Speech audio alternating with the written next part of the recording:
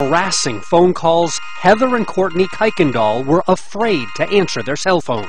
You are so dead.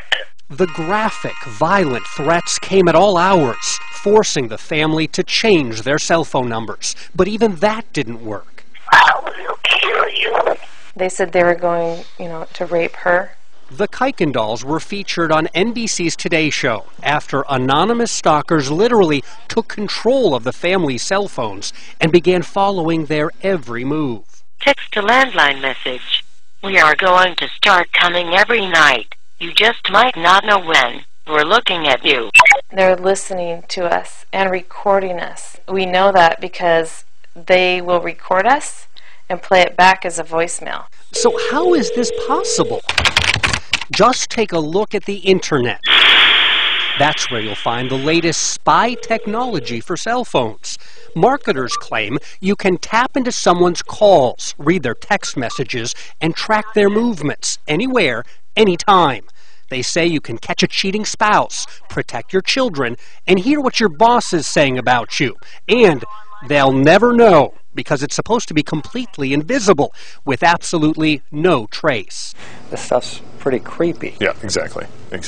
Rick Mislin is a former military intelligence officer who now runs the cyber forensics lab at Purdue University. He's examined thousands of cell phones and says spy software can now make even the most high-tech phone vulnerable. I think a lot of people think their cell phone calls are very secure. Our privacy isn't always what we think it is. And you don't have to take his word for it. Just ask Cindy Hebert. Here's an update for Rich's airport script. Cindy is a producer at Channel 13, and with her permission, I've installed spy software onto her cell phone. Hi, it's me. What are you doing? While Cindy's at home making phone calls to her family. Have you guys thought any more about Coming through here to Indianapolis to Florida? Yeah, it'll be a long time. I'm outside on my cell phone listening to the whole conversation. Okay. Whenever you make it through, we'll be here. And there's more.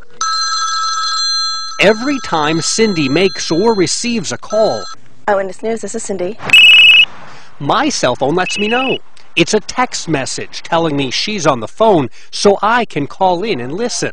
On my computer, I also get a copy of her text messages. I can see the phone numbers of all her incoming and outgoing calls, and no matter where Cindy is with her cell phone, I get constant satellite updates on her location.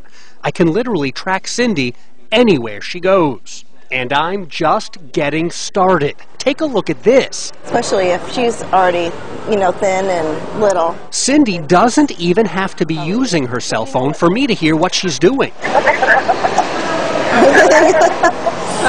Even if her cell phone is just sitting on a table or attached to her purse, I can activate the speaker on that phone and secretly listen in. So what are the rules for listening in? That means while Cindy is meeting with our station attorney up on the 36th floor of that downtown building, And does their intent matter? I can hear their conversation even though I'm 4 miles away. I'm eavesdropping on them from the city's north side. And I can hear every word. Yeah, as long as you can do all those kind of things, you can use that as evidence. Doing this without someone's permission is illegal, but it's still happening. The technology is there. It's been there for a long time. It's accessible.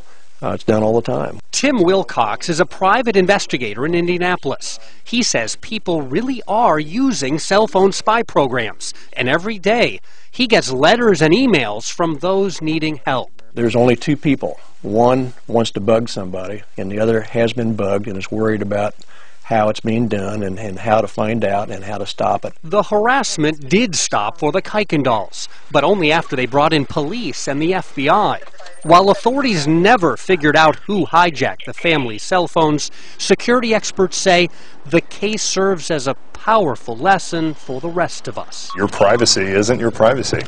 It is exposed. It is exploited. Okay, that's what I just worry about there. So, how can you protect yourself? Well, for starters, don't just leave your cell phone lying around where anyone can get to it.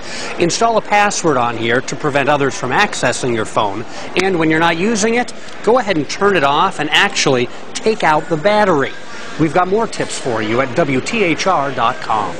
I'm Bob Siegel, Channel 13 Eyewitness News.